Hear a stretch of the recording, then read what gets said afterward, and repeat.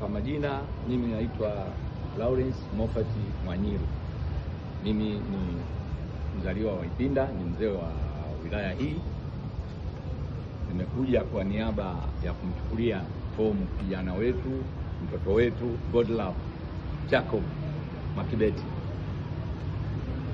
Kwa hiyo lengo na madhumuni tuliojia hapa ni kwamba baada ya kuona vijana ni kundi kubwa sana, mpaka hivi sasa alikuwa na mwakilishi. Kwa hiyo tumeona kwamba mwakilishi ambaye anafaa kama wazee wa Ipinda Jacob Makibeti.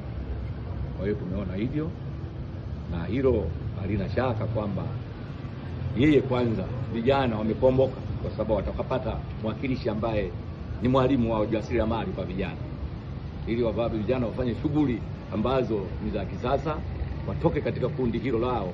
Ni lazima wapate elimu kwa huyu kijana ambaye anaitwa Godlove Makibeti. Kwa hiyo tumekuja sisi kwa niaba yake na wazee wenzangu hapa. Kwa hiyo ndio uwakilishi wetu kabisa, tumeona tumchukulie huyo kijana. Na pengine mbona hajaja yeye hatakuja, alikuwa na dharura kidogo, lakini tumekuja kwa niaba sisi, tukaona kwamba tufanye hivyo, lakini baada ya kushauriana ndio maana tumekuja kama uwakilishi. Yeye ana dharura kidogo, lakini atakuja. Labda pengine kilichomsukuma hasa yeye kwa miongoni mwa watia nini hasa kilichomsukuma?